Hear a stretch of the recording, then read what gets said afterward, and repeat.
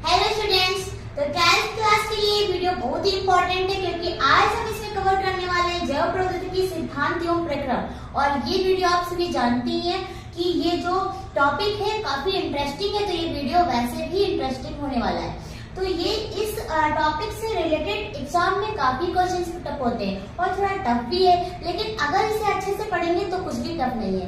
ठीक है, तो आज हम पढ़ने वाले हैं जैव प्रौद्योगिकी सिद्धांत एवं प्रक्रम। तो ये इसका इंट्रोडक्शन वीडियो है, इसमें हम जानेंगे कि जैव प्रौद्योगिकी होता क्या है और इसका हम उपयोग कैसे, मतलब कि किन किन क्षेत्रों में हम जैव प्रौद्योगिकी का मतलब कि इससे हम क्या चीज बना रहे हैं और क्या हो रहा है इसमें, ये सारी चीजें जानेंगे। मतलब इसका आज हम इंट्रोडक्शन पूरा परिचय देखेंगे कि आखिर ये है क्या, है ना। तो चलिए हम जैव प्रौद्योगिकी का थोड़ा सा जान लेते हैं कि ये है क्या। तो आपको ये जो नाम दिख रहा है रेनी डेस्कार्टिस, ये काफी फेमस पर्सन है क्योंकि ये गणितज्ञ भी है और जीव वैज्ञानिक है, फिलोसफर, मतलब कि काफी कुछ बहुत ही फेमस है। तो इन्होंने क्या किया था कि इनके माइंड में सबसे पहले क्या हुआ कि जैव प्रौद्योगिकी भी कुछ होता है। तो इन्होंने यह बताया कि दुनिया में बहुत सारे विज्ञान हैं, लेकिन उनका हम उपयोग करके और एक नए विज्ञान का मतलब एक नए विज्ञान को बना सकते हैं जो कि मानव कल्याण के लिए मतलब कि हो और मानव के लिए हम उससे सुख साधन मतलब कि अलग अलग उनका उपयोग करके मानव के लिए ही अच्छी चीजें बना सकते हैं ना। तो इन वैज्ञानिक ने क्या किया, इन्होंने ही बताया कि जो भी जैसे कि बायोलॉजी है, फिजिक्स है, केमिस्ट्री है, तो इन्होंने बताया कि सबका यूज करके हम एक आधुनिक विज्ञान बना सकते हैं। तो इन्होंने ही मतलब जैव प्रौद्योगिकी का जो ये है, इन्होंने ही पहले जो विचार आया रेनी डेस्कार्टिस। तो इन्होंने चलो इतना मतलब चीज बताई, बट यहाँ पर एक और फेमस पर्सन आ रहे हैं, मतलब जो साइंटिस्ट है वो हर्बर्ट बोअर।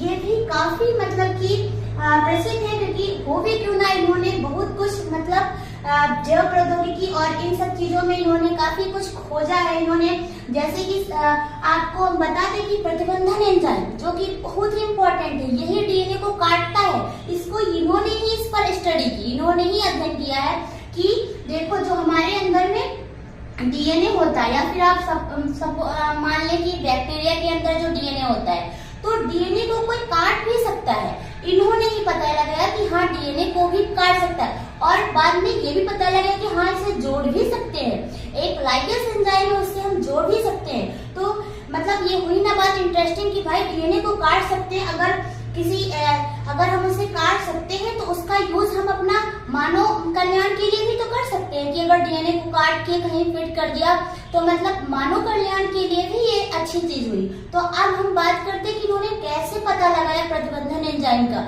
जिसे हम आणविक कैंची भी कहते हैं, और उसका जो पूरा नाम है इस चीज का पूरा नाम अगर बात करें, ये एंडोन्यूक्लियस एंजाइम, इसे हम आणविक कैंची तो कहते ही हैं, साथ में इसे रिस्ट्रक्शन एंडोन्यूक्लिक एंजाइम भी कहते हैं। आप सभी जरूर याद रखिएगा कि बोहर ने ही बताया था इस एंजाइम से हम डीएनए को भी काटने की मतलब काट सकते हैं और इसमें काटने की क्षमता होती।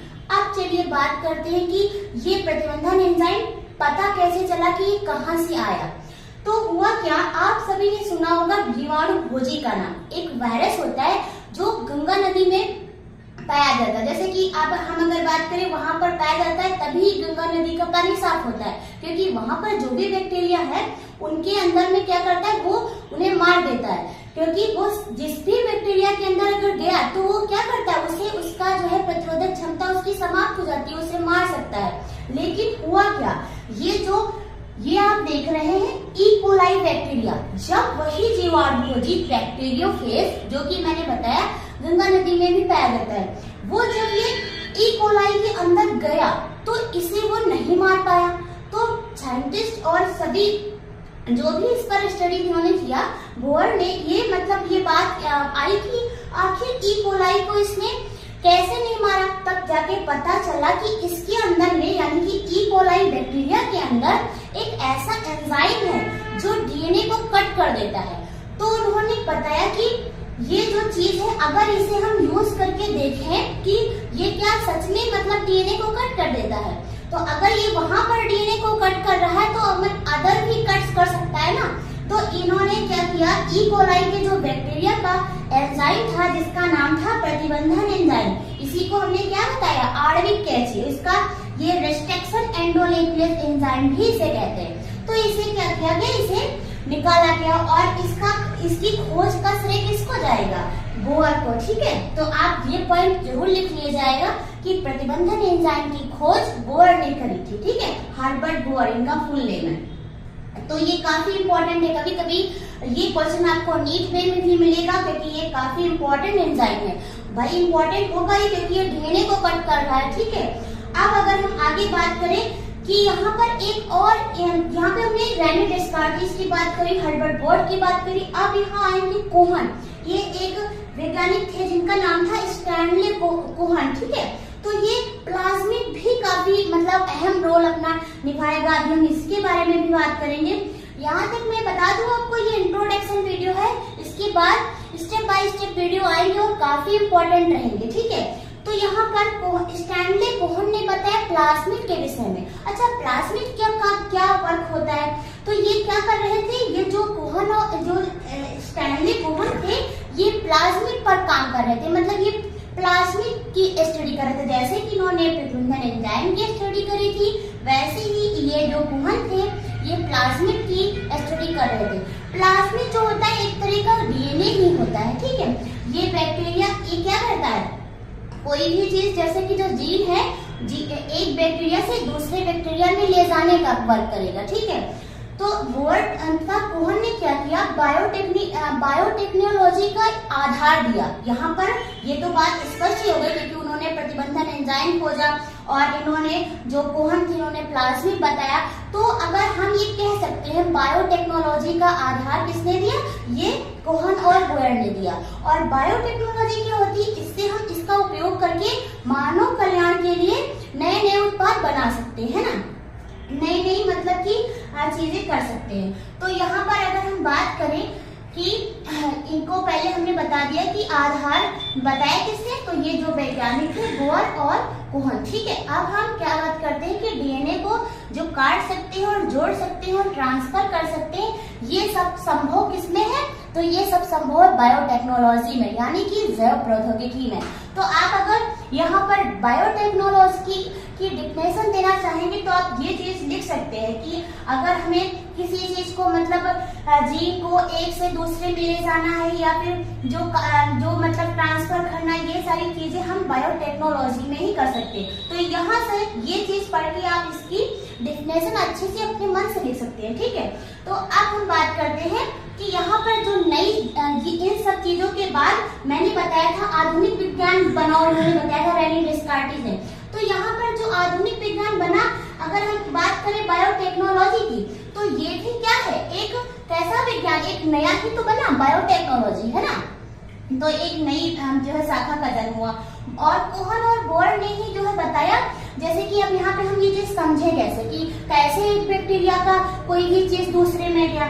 तो हुआ क्या, एक जीन था जो कि ई कोलाई में मतलब नहीं था। ठीक है, जैसे कि यहाँ पर हम एग्जाम्पल है, जैसे सपोज दैट ये आप देख रहे हैं स्टेफाइलोकोकस, ये स्टेफाइलोकोकस में ये इसका डीएनए है। ठीक है, और ये प्लाज्मिड है और प्लाज्मिड में एक ऐसा जीन था जो एंटीबायोटिक था, यानी कि प्रतिजैविक था।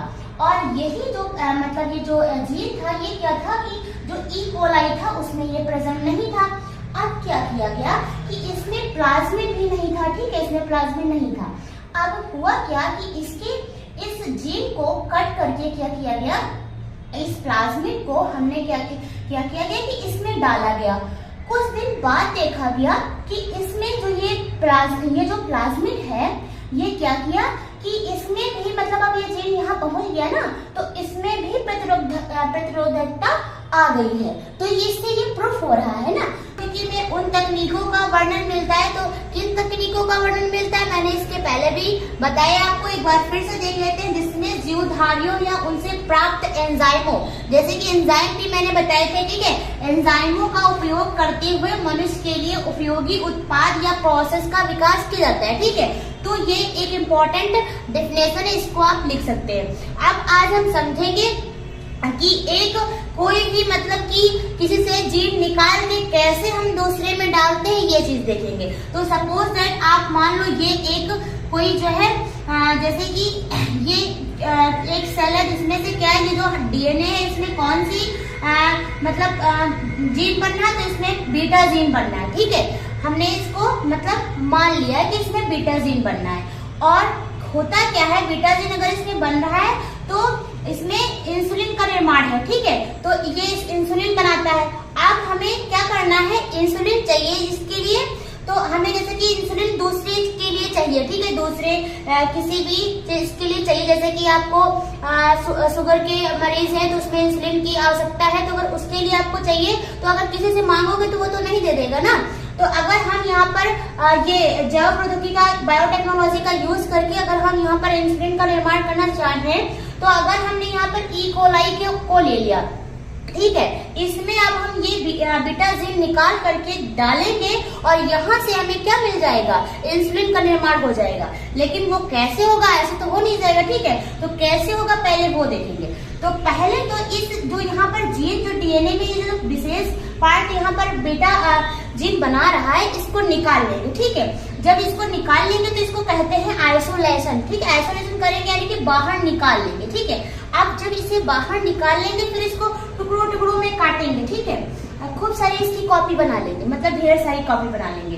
और क्या करेंगे, इसका पृथक्करण अलग कर लेंगे। ठीक है, पृथक्करण करने के बाद जो मतलब जो हमारा जीन, जो बीटा जीन है, इसको भी क्या करेंगे, इस विधि को इल्यूशन को हम कहते हैं क्षालन, इसको भी अलग निकालेंगे। जो विशेष जो बना रहा है उस डीएनए को भी अलग निकालेंगे। और फिर इसे हम वाहक यानी कि प्लाज्मिड के विषय में आपको हमने बताया था कि प्लाज्मिड के द्वारा ही ये ट्रांसफर होता है एक जीन से, मतलब एक जो डीएनए है वो दूसरे में अगर जाता है तो ये प्लाज्मिड के द्वारा ही जाता है। तो आप क्या करेंगे, इसे वाहक में डालेंगे। ठीक है, अब वाहक में जो है वांछित डीएनए डालेंगे जिसका हमें यूज करना है। ठीक है, अब जो होस्ट ई कोलाई, हमने ई कोलाई को लिया है मतलब बनाने के लिए, ई कोलाई में डालने के लिए हमें प्लाज्मिड चाहिए, तो हमें मिल गया। तो सपोज समझिए आप, ये वो जीन है और ये प्लाज्मिड है। प्लाज्मिड को भी मतलब उस जगह पे इतना काटेंगे कि हमें डीएनए को फिट कर ले। ठीक है, अब यहाँ पर सपोज हमने काट के फिर ये हमने डीएनए को फिट कर लिया और इसमें इसे डाल दिया। अब हम क्या देखेंगे कि जो बी प्रोटीन है ये वहां पर क्या होगा, बीटा प्रोटीन बनेगा, तो यहाँ पर भी इंसुलिन निर्माण हो जाएगा, है ना। जैसे कि एक एग्जांपल और लेते हैं, एक सुना होगा कहीं कहीं पे जो माँ के दूध में जो प्रोटीन होता है लैक्टो एल्बुमिन, ये क्या होता है, ये प्रोटीन जो है ये माँ के चेन में प्रेजेंट होता है। ठीक है, तो इसको निकाल करके क्या हुआ कि इसे एक रोजी नाम की गाय थी उसमें इसे डाला गया और वहां पर इस प्रोटीन वाला दूध भी निर्माण हो गया। तो आप समझ सकते हैं कि जैव प्रौद्योगिकी का हम कैसे यूज कर सकते हैं। सिद्धांत देखेंगे कि जैव प्रौद्योगिकी में दो प्रमुख सिद्धांत हैं। पहला आनुवांशिक इंजीनियरिंग, ठीक है, दूसरा जैव प्रक्रम जो कि रासायनिक इंजीनियरिंग है। ठीक है, तो अब हम समझे कि आनुवांशिक इंजीनियरिंग में क्या होता है ना। तो जो आनुवांशिक इंजीनियरिंग होती है इसमें तो हम पहले अपना जो आनुवांशिक पदार्थ है उसको खोजते हैं। जैसे सपोज दैट आप मान लीजिए आपको कुछ खाने में कुछ बनाना है, तो आप पहले देखोगे ना चीजें कि उसमें क्या क्या डलेगा, वो सारी चीजें देखोगे। ठीक है, और फिर देखोगे उसे एक वातावरण दे, ऐसा वातावरण दे जिससे कि वो चीज खराब ना हो, है ना, वो सही रहे, मतलब वो अशुद्ध ना हो, तो एक वो भी करना पड़ेगा। तो सेम प्रोसेस इसमें भी आपको क्या करना है। आनुवांशिक इंजीनियरिंग में क्या होता है कि हम लोग क्या करते हैं, जो चीजें हैं जैसे कि जो भी मतलब रहेगा कि हम जो हमें चीजें चाहिए रहेंगी, जैसे कि पदार्थों को पहले खोजेंगे, फिर जीन क्लोनिंग होगी। अब ये क्लोनिंग क्या होता है, मतलब जैसे कि डीएनए है तो डीएनए को पता लगा, फिर उसकी जो संख्या में जो बढ़ोतरी होगी वो संख्या को बढ़ाएगा। ठीक है, यही क्लोनिंग होती है। ठीक है, और फिर जाके स्थानांतरण का उपयोग होगा। ठीक है, और जो रिकॉम्बिनेंट डीएनए है इसको भी हमने पढ़ा था, फिर ये निर्माण होगा। ठीक है, अब हम अगर समझे रासायनिक इंजीनियरिंग में क्या करेंगे, तो यहाँ पर तो समझ लिया हम इन चीजों को खोजेंगे। ठीक है, फिर रासायनिक इंजीनियरिंग में जैव प्रौद्योगिकी उत्पाद जैसे प्रतिजैविक, टीका, एंजाइम आदि जो है जिनका हम निर्माण करेंगे, ठीक है। इन जैव प्रौद्योगिकी में रोगाणु रहित माध्यम प्रदान करना, जैसा कि मैंने अभी पहले बताया कि आपको ऐसा माध्यम, ऐसा वातावरण ऐसा तैयार करना होगा कि जो वांछित सूजन जीव है उन जीवों की जो हम उनको क्या करें, एक माध्यम क्या प्रदान करेंगे रोगाणु रहित, और दूसरा फिर जाके इन्हीं जीवों की वृद्धि कराकर अपना उत्पाद जो होगा जैसे कि टीका, एंटीबायोटिक, ये सारी चीजें प्राप्त कर सकते हैं, ठीक है। और अब हम अगर बात करें कि जो डीएनए होता है ये अपना प्रतिकृति जब मतलब ये इसमें एक क्षमता होती है स्व-दोगुणन की, लेकिन मतलब जैसे कि मैंने बताया कि जीन क्लोनिंग, तो ये होता कैसे है ना। तो यहाँ पर ये चीज भी जानना जरूरी है कि हाँ ये कैसे मतलब अपनी संख्या इसकी कैसे बढ़ती है। तो एक भाग होता है, ठीक है, डीएनए में क्या रहेगा, एक भाग है ओरिजिन ऑफ रेप्लिकेशन। यहाँ पर डीएनए क्या होता है, अगर इसे आप क्या करोगे, डीएनए जब परपोसी में डाला जाता है तो ये जीनोम पे, जहाँ पर जैसे कि सपोज ये पार्ट अगर यहाँ है तो आपको यहीं पे मतलब यहाँ पड़ेगा, तब जाके क्या होगा, जब दूसरे में स्थानांतरण करोगे तब जाके ये क्या करता है, जीनोम पे जब डलेगा तभी अपनी संख्या बढ़ाएगा, ठीक है, जहाँ पर ये चीज होनी चाहिए, है ना, और ऐसे ये होना चाहिए, तब जाके ये संख्या बढ़ाएगा और तभी जाके क्या होगा, पीढ़ी दर पीढ़ी लक्षण दिखाई देंगे। और इसी चीज को हम कहते हैं जीन क्लोनिंग, है ना। और ये तो आप सभी, ये तो मैंने पहले ही बताया डीएनए के स्व-दोगुणन की क्षमता होती है। अगर यहाँ पर हम इसे फिर से ये जो आपने समझा होगा कि हमने बताया पहला कि क्या होता है, ये जीवाणु का नाम है, जैसे कि बताया था हीमोफिलस इन्फ्लुएंजा, ये पहला वंश, दूसरा जाति का, और ये प्रभेद, ठीक है, और ये रोमन संख्या के लिए है। तो ये हिंट टू प्रथम प्रतिबंधन एंजाइम, ये चीज आप समझ गए होंगे, ये क्या है, प्रथम प्रतिबंधन एंजाइम जो कि खोजा गया था और एक विशिष्ट क्रम पर ये जो है विशिष्ट क्रम पर ये कार्य करता है, ठीक है। तो चलिए आगे हम पढ़ते हैं। ये जो पैलिंड्रोमिक को समझना बहुत इंपॉर्टेंट है, ये हम मलयालम से ज्यादा बेहतर समझेंगे, ठीक है। तो जैसे कि आप देख रहे हैं मलयालम, इधर से देखेंगे मलयालम, क्या होता है कि आपको इधर से लिखो चाहे इधर से लिखो, क्या हो रहा है, सेम जा रहा है, ठीक है।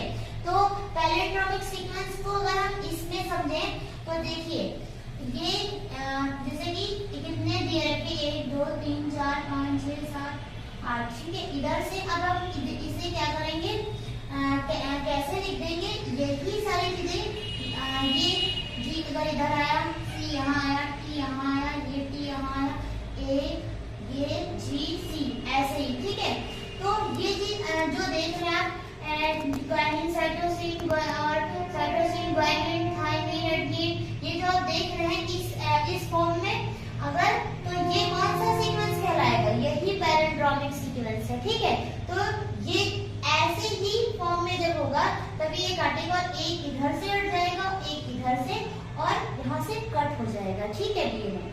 और यहाँ पर अगर हम बात करें इको ऑर्गन क्या है, ठीक है, तो ये एस्चेरिचिया कोलाई, ये तो आप सभी जानते हैं कि एस्चेरिचिया कोलाई है ये, ठीक है, उससे ये प्राप्त किया जा रहा है। तो यहाँ पर भी वैसे ही होगा, ये भी एक जीवाणु है, तो एस्चेरिचिया क्या हो जाएगा, ये वंश हो जाएगा, और CO ये जो कोलाई है ये जाति हो जाएगी, और ये R जो कैक्टस है ये प्रभेद है, और ये रोमन को दर्शा रहा है, ठीक है। अब अगर हम बात करें यहाँ पर प्रतिबंधन एंजाइम कितने प्रकार के होते हैं, तो ये 2 प्रकार के होते हैं, ठीक है। ये कितने प्रकार के होते हैं, ये 2 प्रकार के होते हैं। ये कैसे पता करें, तो अगर ये डीएनए को बीच से काट रहे होते तो इन्हें हम कहते हैं एंडोन्यूक्लियस, और अगर डीएनए इस फॉर्म में है और ये साइड से काट रहे होते हैं तो इसे कहते हैं एक्सोन्यूक्लियस, ठीक है, एंडोन्यूक्लियस और एक्सोन्यूक्लियस। एनसीईआरटी में एक शब्द दिया हो गया न्यूक्लियस, तो ये इसलिए कहते हैं इसे क्योंकि ये न्यूक्लिक एसिड को काट रहा है, तो इसे न्यूक्लियस कहते हैं, ठीक है। इतनी बात आपकी समझ में आई होगी। एक सीक्वेंस क्या होता है, जैसे कि आप सभी जानते हैं कि जो रिस्ट्रिक्शन एंजाइम होता है वो डीएनए के एक विशेष स्थल पर कट करता है, उसका आंसर रहेगा वो विशेष स्थल क्या है, तो वो एक पैलिंड्रोमिक सीक्वेंस है। मतलब कि अग्र और पश्च दोनों दिशाओं में वो समान समान है। जैसे कि अगर आप किसी से हाथ मिलाते हैं तो आपका दाहिना और उसका दाहिना, है ना, तभी जाके तो मिलेगा। तो ऐसे यहाँ पर भी पैलिंड्रोमिक सीक्वेंस पर डीएनए कट किया जाता है। जैसे कि सपोज दैट यहाँ पर हम एग्जांपल ले रहे हैं, एक ये संवाहक डीएनए है, ठीक है, और एक ये जो जिसको आप मतलब कि इसमें जोड़ेंगे एक बाहरी डीएनए जो वांछित डीएनए इसको कह सकते हैं, है ना। तो ये जो एक संवाहक डीएनए है, इसे क्या किया गया है, पहले हम बता दें किस फॉर्म में आपको मतलब ये कट किस फॉर्म में होता है। और तो जैसे कि आप यहाँ पर देख रहे हैं, ये जो इधर रहेगा ये पूरा कट हो जाएगा और यहाँ पर ये जी भी कट हो जाएगा, ठीक है। अब जैसे यहाँ हम देखें तो यहाँ पर क्या रहेगा, तो यहाँ पर ये जी ए टी टी सी, ठीक है, और यहाँ पर फिर सी टी टी ए जी। यहाँ पर अब कट कहाँ पे होगा, तो हमने कहा था जी से कट होगा, तो ये इधर कट हो जाएगा, ठीक है। और फिर क्या होगा, ये नीचे का यहाँ पर हमने कहा था यहाँ से कट होगा, तो ये इधर का कट हो जाएगा, ठीक है। अब ये जब कट होता है, और ये एग्जाम्पल जो ये इको R1 है, ठीक है, इको R1 आप लोग जानते हैं, मैंने पहले बताया पार्ट 3 में, ठीक है। अब होगा क्या, तो ये जो सिरा होता है ये चिपचिपा होता है, दोनों इधर का भी चिपचिपा छोर होगा और इधर का भी ये चिपचिपा छोर होगा। यहाँ तक की बात आपको समझ में आई होगी, है ना। मैंने कट कैसे किया, कौन सा सीक्वेंस था, जैसे कि उल्टा सीधा दोनों बराबर है, जैसे कि मलयालम रेख होता है ना, तो ये चीज तो आप समझ रहे हैं। और ये कट करने का भी समझ गए, इधर से ये जी पर और इधर से भी, ठीक है, इधर से इधर यहाँ पर भी ये यहाँ से कट होगा, ठीक है। ये चीज यहाँ से आप देख रहे हैं, यहाँ से कट होगा, ये चीज आप कट होनी है, एक ये इसका बता रहे हैं और ये वाला इसका बता रहे हैं, ऐसे यहाँ तक आप समझ गए होंगे। फिर क्या होगा, आप जैसे कि जो यहाँ पे ये कट हो गए थे, जो ये हटा दिए, ठीक है, और ये इतना क्या है, ये संवाहक डीएनए वाला, और ये टी टी ए मतलब थायमिन एडेनिन ये यहाँ पे रहेगा, ठीक है। अब होगा क्या, इधर का जो हमने क्या किया था, जो ये कट हो गया था, ये ऊपर के ए टी टी है ना, और यहाँ पर ये नीचे का कट कर दिया था। तो अब होगा क्या कि ये वाले ये कैसे जुड़ेंगे, ऐसे, है ना, कैसे जुड़ेंगे आप देख सकते हैं, ये एडेनिन से थायमिन और ये थायमिन से एडेनिन, ये थायमिन से एडेनिन, ठीक है। इस तरीके से ये एक दूसरे पे क्या करेंगे, क्योंकि ये चिपचिपा छोर है और जुड़ जाएंगे, ठीक है। तो हमारा ये जो जुड़ के आप देख रहे हैं जो बना हुआ है, हमने यहाँ पर जो फिल कर दिए, कलर यहाँ पे दो नहीं हो पाए, तो यहाँ पर मैंने एक जो फिल कर दिया है और एक नहीं फिल किया है, और ये दोनों आप देख सकते हैं कैसे यहाँ पर ये चीज जो है यहाँ पे सेट हो रही है, ठीक है। तो ये जो बनके तैयार हुआ है ये हमारा पुनर्योगस डीएनए है, यानी कि ये हमारा नया मतलब कि पुनर्योगस डीएनए। इसी सीक्वेंस को हम पैलिंड्रोमिक सीक्वेंस कहते हैं, ठीक है। जैसे कि क्रोनिंग साइट क्या होती है, ओरा स्थल, ओराई स्थल क्या होता है, और इसमें जो है एंटीबायोटिक जीन जो मैंने बताया था वो क्या होता है, इन सब चीजों के विषय में देखेंगे, ठीक है। तो जैसे हम बात करें कि क्लोनिंग वाहक क्या होता है, तो वैसे तो हम इससे पहले भी आपको बता चुके हैं कि क्लोनिंग वाहक क्या होता है, कि डीएनए का ही एक खंड है, मतलब कि जो क्लोनिंग वाहक है मतलब ये डीएनए का ही एक खंड है, जिसके माध्यम से हम क्या करते हैं, अपने जो जीन होता है, जो हमारा वांछित जीन होता है, उसे हम क्या करते हैं, जो कोशिका होती है होस्ट, उसमें क्या करते हैं, उस कोशिका में प्रतिकरण मतलब जो प्रतिकृतिकरण करने मतलब मल्टीप्लिकेशन करवाने के लिए उसे हम वहाँ भेजते हैं। तो जैसे जब वहाँ पर वो अपने आप को जब गुणन करता है, अपने आप की जो प्रतिकृति करता है, तो साथ में जो हमारा वाला जीन होता है, जो वांछित जीन होता है, उसका भी प्रतिकृतिकरण हो जाता है ना। तो यहाँ हम बात करें कि क्लोनिंग वाहक क्या हुआ, तो ये एक डीएनए का खंड है ना। जैसे कि हर बैक्टीरिया में इसे हम अतिरिक्त गुणसूत्र भी कहते हैं, मतलब ये हर बैक्टीरिया में क्या होता है, एक मतलब डीएनए के साथ साथ एक क्या होता है, प्लाज्मिड होता है, ठीक है। और उसी प्लाज्मिड को हम क्या करते हैं, कोशिका जब वो प्रतिकृतिकरण की जो क्षमता है वो इसके अंदर होती है, ठीक है। प्रतिकृतिकरण करने की जो क्षमता है वो वाहक के अंदर होती है, तो वही जो डीएनए का खंड है उसी को हम वाहक कहते हैं। तो यहाँ पर जैसे हम मतलब बात करें, कि जैसे कि यहाँ पर जो हमें वांछित जीन, जैसे कि वांछित जीन जो हमारे लिए प्रोटीन या फिर एंजाइम या जो भी बना रहा है, मतलब हमें जो चीज चाहिए वो बनाने के लिए अगर आपने किसी मतलब किसी से जीन जहाँ से मतलब प्रतिबंधन एंजाइम के थ्रू मतलब उसे कट किया और फिर आपको दूसरे में डालना है, वैसे रखे रहोगे तो कैसे बन जाएगा ना, वो चीज कैसे बन जाएगी। तो उसे मतलब गुणन करवाने के लिए आपको किसी होस्ट की मतलब कोई कोशिका की आवश्यकता रहेगी ना। तो सपोज दैट हमने माना कि हमारा वांछित जीन है, ठीक है, वांछित जीन जैसे है, वांछित जीन को ही हम विजातीय जीन कहते हैं ना। अगर कभी विजातीय जीन लिखा हो तो आप यही समझे कि वांछित जीन है, ठीक है। इसे जीन ऑफ इंटरेस्ट भी कहते हैं, ठीक है। तो वांछित जीन विजातीय जीन एक ही बात है। तो जैसे वांछित जीन है, अब इसे हम किसी भी बैक्टीरिया में हमने क्या बताया था कि प्लाज्मिड होता है, तो उस प्लाज्मिड के साथ में जब इसे हम जोड़ेंगे तभी ये क्या होगा, जब जोड़ेंगे तभी क्या होगा, जैसे कि बाई चांस ये आपका डीएनए रहा, ये हमने जीन कट किया और ये हमारा प्लाज्मिड था, तो इसको जब हमने कट किया तब जाके ये जो पार्ट है यहाँ पर इसे हम जोड़ेंगे, है ना। तो जब ये जोड़ेगा ये भी जब जुड़ेगा तब जाके इसे हम डालेंगे, है ना, बैक्टीरिया में, और फिर जब ये अपनी प्रतिकृतिकरण करेगा तो साथ में इस जीन का भी हो जाएगा, है ना, ये मल्टीप्लिकेशन इसका भी हो जाएगा, है ना। तो ये आप समझ गए कि आप ये समझ रहे होंगे कि वाहक का क्या काम है ना, और ये डीएनए का खंड है, ये भी आप जान रहे हैं ना। अब यहाँ पर एक जैसे कि हमने कहा कि प्रतिकृतिकरण करने की क्षमता ये प्लाज्मिड में भी रहेगी, और एक दूसरा तरीका है एक जीवाणु भोजी, आपने बैक्टीरिया का नाम हमने ये बैक्टीरिया नहीं, जीवाणु भोजी, जो जीवाणु भोजी होता है एक वायरस होता है, ठीक है। इस वायरस का प्रयोग करके ये क्या करता है, ये बैक्टीरिया के अंदर अपने डीएनए को भेजता है, ठीक है। तो ये बैक्टीरिया के अंदर जब अपने डीएनए को भेजता है तो जैसे कि जो ये जीवाणु भोजी होता है, तो अगर ये अपने डीएनए को सपोज दैट ये क्या करता है, अपने डीएनए को बैक्टीरिया के अंदर ये भेजता है, तो यहाँ पर अगर इस डीएनए के थ्रू भी अगर आपने अपने जीन जो वांछित जीन है उसको अगर भेजा है, तो जब इसका मतलब कि प्रतिकृतिकरण मतलब होगा, गुणन होगा, तो आपके जीन का भी हो जाएगा, है ना। तो यहाँ पर एक ये भी मेथड है। तो अब चलिए हम जो ये क्लोनिंग वाहक है इसके कुछ लक्षण और कुछ मतलब जैसे इसमें कौन कौन से स्थल हैं ये सारी चीजें जान लेते हैं।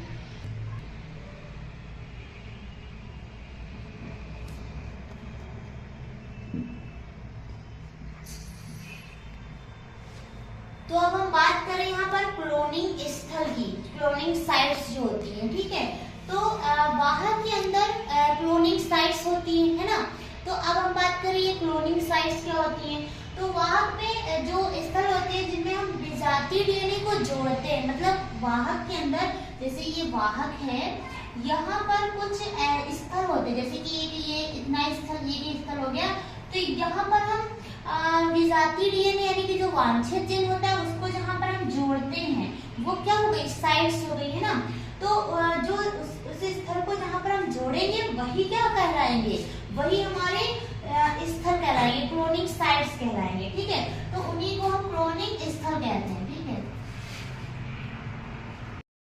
तो यहाँ पर हम बात कर रहे थे क्लोनिंग वाहक की। तो ये क्लोनिंग वाहक जो है एक कृत्रिम वाहक है जो कि ई कोलाई से निकला हुआ है, ठीक है। अगर यहाँ पे हम बात करें पी का, तो ये प्लाज्मिड हो गया, बी से बॉलीवर, ठीक है, आर से रॉड्रिगेज, और ये एक क्रम संख्या दी रहती है, ठीक है। अगर यहाँ पर हम बात करें जो प्लाज्मिड के अंदर एक क्षमता होती है, आप जानते हैं कि हर बैक्टीरिया में खुद के डीएनए के साथ साथ क्या होता है, एक प्लाज्मिड भी रहता है। तो उस प्लाज्मिड के क्या होता है, अपने आप को रेप्लिकेट करने की एक क्षमता होती है ना। तो वो अपने आप से क्या कर सकता है कि मतलब बहुत सारे, जैसे कि ये मतलब इसकी क्षमता कितने से रेप्लिकेट करने की 100 से 150 तक की मतलब कर सकता है, जैसे कि ये कॉपीज बना सकता है। इसको हम कहते हैं कॉपी नंबर, ठीक है। तो ऐसे ही जब हमने यहाँ पर इसका ये गुण देखा तो क्या हुआ, एक हम लोगों ने भी क्या किया था, वांछित जीन को इसके अंदर में क्या किया था, डाला था। प्रतिबंधन एंजाइम के द्वारा हमने वांछित जीन को भी कट किया और प्लस उसको प्लाज्मिड को भी कट किया और वहां पर अपने वांछित जीन को जोड़ा था, तब जाके उसका जो रेप्लिकेट यानी कि मल्टीप्लिकेशन हुआ, उससे कॉपी नंबर जो उसका बना वही हमारे वांछित जीन का भी बना, है ना। तो यहाँ पर ये चीज आप समझ गए होंगे। फिर अगर हम बात करें एक वाहक में यानी कि एक प्लाज्मिड के कुछ गुण होते हैं, इसके गुण में पहला आएगा प्रतिकृतिकरण करने की जो उत्पत्ति, जो ORI आप जानते होंगे, ओरिजिन ऑफ रेप्लिकेशन। ठीक है, ओरिजिन ऑफ रेप्लिकेशन क्या होता है? तो उस स्थान पर जहां पर डीएनए अपने आप को प्रतिकृति करता है, ठीक है, मतलब अपनी कॉपी बना लेता है, तो उसे हम कहते हैं ओराई। ठीक है, तो ये स्थल मतलब ये होना बहुत ही जरूरी है। आप वहीं पर अपने डीएनए यानी कि अपना जो जीन है वहीं पे आप उसे जोड़ेंगे। ठीक है, तो अब हम बात करें जो ई कोलाई होता है, ई कोलाई वाहक में क्या होता है? PBR जो 322 है, इसमें प्रतिबंधन एंजाइम कौन कौन से स्थल होते हैं? तो हिंड थर्ड, इको R1, बॉम S1, सेल 1 first, PUV second, PST first, CLA first, ये होते हैं। ठीक है, और प्रतिजैविक प्रतिरोधी जीव भी होते हैं। तो अब हम पढ़ेंगे संवाहक के गुण। ठीक है, तो क्या क्या गुण होने चाहिए प्लाज्मिड में? तो जैसा कि हम पढ़ रहे थे PBR 322, ये जो है इसमें सभी चीजें जो आपको दिख रही हैं इन सब के विषय में पढ़ेंगे। ठीक है, तो यहाँ पर सबसे पहला गुण जो है ओरिजिन ऑफ रेप्लिकेशन। ठीक है, तो मतलब कि ओरिजिन ऑफ रेप्लिकेशन क्या है? तो इस प्लाज्मिड में एक ऐसा स्थल होता है, एक ऐसी जगह होती है जहां पर एक ऐसी साइट मिलती है जहां पे आप जो डीएनए है उसका प्रतिकृति होता है। ठीक है, प्रतिकृतिकरण होता है, तो वो साइट उसको हम क्या कहेंगे? Origin of replication. Okay, and next बात करेंगे क्लोनिंग साइट्स की। ठीक है, किसकी बात करेंगे? Cloning site.